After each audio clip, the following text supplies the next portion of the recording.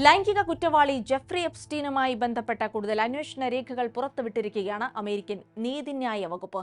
2000 വീഡിയോകൾ, 1,80,000 ചിത്രങ്ങൾ എന്നിവ ഉൾപ്പെടുന്ന രേഖകളിൽ വലിയ വെളിപ്പെടുത്തലുകളാണുള്ളത്. മൈക്രോസോഫ്റ്റ് സഹസ്ഥാപകൻ ബിൽ ഗേറ്റ്സ് ഉൾപ്പെടെയുള്ള വമ്പന്മാരെക്കുറിച്ചുള്ള സ്ഥിരീകരിക്കാത്ത നിരവധി വിവരങ്ങളും ഇതിൽ ഉൾപ്പെടുന്നുണ്ട്. വിശദമായി നോക്കാം. സ്വാഗതം ഇൻഡെപ്തിലേക്ക്.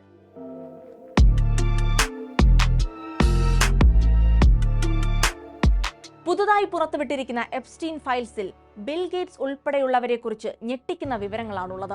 ജെഫ്രി എപ്സ്റ്റീന്റെ സ്വകാര്യ ദ്വീപായ ലിറ്റിൽ സെന്റ് ജെയിംസ് സന്ദർശിച്ച ബിൽ ഗേറ്റ്സിന് STD അഥവാ ലൈംഗികമായി പകരുന്ന അസുഖങ്ങൾ പിടിപെട്ടിരുന്നുവെന്ന സൂചനയാണ് രേഖകളിലുള്ളത്. സംഭവത്തിന് ശേഷം ജീവിത പങ്കാളി മെലിൻഡ അറിയാതെ ബിൽ ഗേറ്റ്സ് ആന്റിബയോട്ടിക്കുകൾ ഉപയോഗിച്ചുവെന്നും ഫയലിലുണ്ട്. റഷ്യൻ സ്ത്രീകളിൽ നിന്ന് STD പിടിപെട്ടുവെന്ന ബിൽ ഗേറ്റ്സ് പരാതിപ്പെട്ടതായും എപ്സ്റ്റീന്റേതായി പറയപ്പെടുന്ന ഇമെയിലുകളിലുണ്ട്. എന്നാൽ ഈ ആരോപണങ്ങളെല്ലാം അസംബന്ധവും തെറ്റുമാണെന്ന് ഗേറ്റ്സിന്റെ വക്താക്കൾ പ്രതികരിച്ചു. BBC-യുടെ റിപ്പോർട്ട് പ്രകാരം ഫയലുകളിലുടനീളം പ്രസിഡന്റ് ഡൊണാൾഡ് ട്രംപിന്റെ പേര് 100 കണക്കിന് തവണയാണ് പരാമർശിച്ചിരിക്കുന്നത്.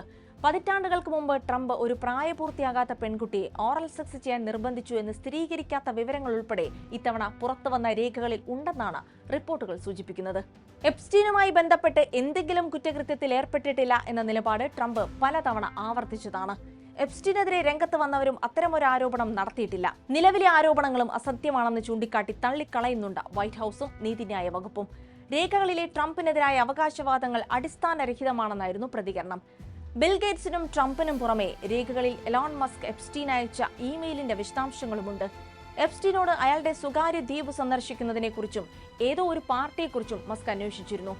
വൈൽഡസ്റ്റ് പാർട്ടി എന്നാണ് മസ്കിന്റെ ഇമെയിലിൽ ഉണ്ടായിരുന്നത്. എന്നാൽ അതിനുശേഷം മസ്ക് ദ്വീപ് സന്ദർശിച്ചതിന് തെളിവുകൾ ഒന്നുമില്ല എന്നതും എടുത്തു പറയേണ്ട കാര്യമാണ്. എപ്സ്റ്റീനും ഉന്നത വ്യക്തികളും തമ്മിലുള്ള ഇമെയിലുകൾക്ക് പുറമെ എപ്സ്റ്റീന്റെ ജയിൽവാസ കാലത്തെക്കുറിച്ചുള്ള വിശദാംശങ്ങളും മനഃശാസ്ത്ര റിപ്പോർട്ടും പ്രായപൂർത്തിയാകാത്ത പെൺകുട്ടികളെ കടത്താൻ സഹായിച്ചതിന് എപ്സ്റ്റീന്റെ കൂട്ടാളിയായ ഗുലെയ്ൻ മാക്സ്വെല്ലിനെ കുറിച്ചുള്ള അന്വേഷണ രേഖകളും അടക്കമാണ് നിലവിൽ പുറത്തു വന്നിരിക്കുന്നത്. 1-2 ദശാബ്ദങ്ങൾക്ക് മുൻപുള്ള കാര്യങ്ങളാണ് ഇതിൽ ഉൾപ്പെട്ടിട്ടുള്ളത്. എപ്സ്റ്റീനും ഉന്നത വ്യക്തികളും ഉൾപ്പെട്ട കേസിൽ FBI-ക്ക് പലതവണ അറിയിപ്പുകൾ ലഭിച്ചെങ്കിലും അന്നൊക്കെ സ്ഥിരീകരണമില്ലെന്നും വിവരങ്ങൾ നൽകിയവർ വിശ്വാസയോഗ്യരല്ലെന്നും കാട്ടി തള്ളിക്കളയുകയായിരുന്നു. അതേക്കുറിച്ചുള്ള വിവരങ്ങളും ഇത്തവണ പുറത്തുവന്ന എപ്സ്റ്റീൻ ഫയൽസിലുണ്ട്. അമേരിക്കയിലെ കോടീശ്വരനും കുപ്രസിദ്ധ ലൈംഗിക കുറ്റവാളിയുമായിരുന്നു ജെഫ്രി എപ്സ്റ്റീൻ. പെൺ സുഹൃത്തിനൊപ്പം ചേർന്ന് പ്രായപൂർത്തിയാകാത്ത പെൺകുട്ടികളെ അടക്കം ലൈംഗികമായി ചൂഷണം ചെയ്യുകയും പ്രമുഖർക്ക് കാഴ്ചവെക്കുകയും ചെയ്തുവെന്ന അനേകം കേസുകളിലെ പ്രതിയായിരുന്നു അയാൾ.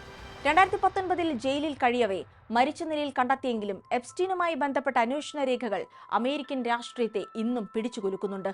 ട്രംപ് ഉൾപ്പെടെയുള്ളവരുമായി എപ്സ്റ്റീൻ ഉണ്ടായിരുന്ന ബന്ധമായിരുന്നു അതിന്റെ പ്രധാന കാരണം. ട്രംപ് രണ്ടാമത് അധികാരത്തിലെത്തിയതിനു പിന്നാലെ ഡെമോക്രാറ്റുകളും റിപ്പബ്ലിക്കൻ പാർട്ടിയിലെ ഒരു വിഭാഗവും എപ്സ്റ്റീൻ ഫയൽസ് പുറത്തുവിടാനുള്ള സമ്മർദ്ദം ചെലുത്തിയിരുന്നു. അതിന്റെ ഭാഗമായാണ് ഈ രേഖകളെല്ലാം നിലവിൽ പുറത്തുവിട്ടിരിക്കുന്നത്. എന്നാൽ പ്രത്യേകം എടുത്തു പറയേണ്ടുന്ന ഒരു കാര്യം, ഈ രേഖകളിൽ പേരുണ്ട് എന്നത് അവർ കുറ്റകൃത്യം ചെയ്തു എന്നതിന്റെ തെളിവല്ല എന്നതാണ്.